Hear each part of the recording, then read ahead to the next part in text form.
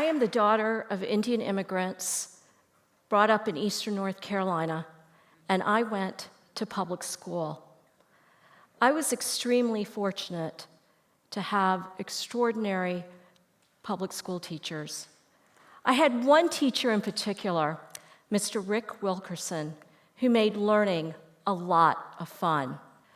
One day, he brought to our classroom an old wooden incubator, and he said, "Class, we're going to grow chicken eggs for 21 days, and we're going to witness the growth of the chick embryo."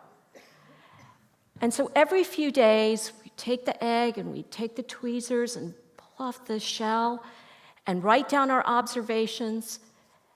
And Mr. Wilkerson would say, "Well, what do you think's going to happen in 2 days or 4 days in this with the growth of the embryo?" And so we would make an hypothesis. What was so extraordinary to me about that time is what turned me on to science. I went to an under-resourced school. Mr. Wilkerson was scrappy. He begged, borrowed, and found the resources he needed to make our classroom a laboratory of learning. But many teachers across this country do not have the resources they need in their classrooms. Did you know that less than half of high schools offer chemistry? Did you know that nearly 94% of teachers buy their own supplies and sometimes equipment without asking for a reimbursement? Did you know that textbooks in many classrooms across this country are 10, 15, and even 20 years old? That in many textbooks, Pluto is still the 9th planet in the solar system? Science is changing at a breakneck speed. Just 2 years ago, we added 4 elements to the periodic table. Neuroscience, genetics, the discoveries are abound daily, weekly. And what is true today may not be true tomorrow, next week, or next year. I'm extremely worried because I believe there's a large swath of young people in our high schools that are becoming scientifically illiterate. Scientific literacy gives critical thinking skills and the ability to make informed decisions. Science is at an incredible juncture in history right now. A lot of misinformation on the internet, climate change deniers, the anti-vaccination movement. Science is really at a critical stage in our democracy.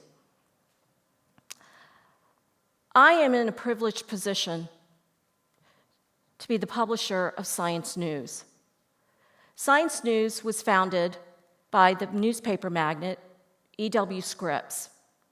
And nearly 100 years ago, Mr. Scripps read in the newspapers of three-legged Martians, and he said, "We have to create fact-based journalism.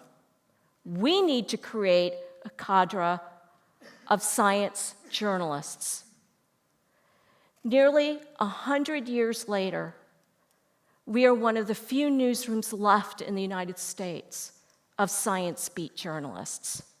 So we began hearing from teachers across the country that they needed great content. They needed accurate content, they needed timely content, and they needed teachable content.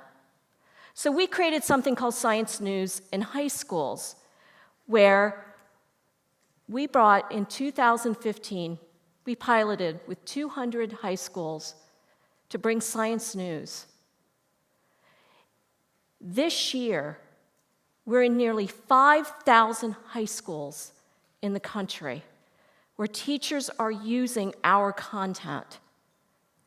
We are in every state. We are in urban and rural areas. We are in Corpus Christi, Texas, the Navajo Nation of Arizona, the cities of St. Louis and Chicago. Thank you. But you know something? What I get really excited about is when I hear stories from students using science news. There's one particular student in Baltimore that read a piece in Science News called Ocean Envy. It's a piece about scientists studying the mobility of whales and dolphins and penguins, and using that as potential robotics. A young man a high school student read that article and became so inspired. He said, I'm going to study the mobility of cockroaches because of their ability to navigate rough terrain. That became the impetus to his robotics project. My dream is to see every young person in this country read an article in Science News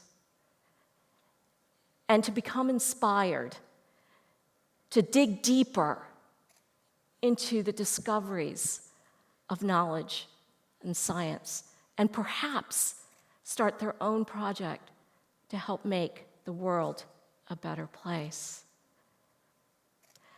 Let me be very clear about something. I am not abdicating the responsibility of anyone for us, for our local government, for our state government, our federal government, to not provide the best content possible in our classrooms.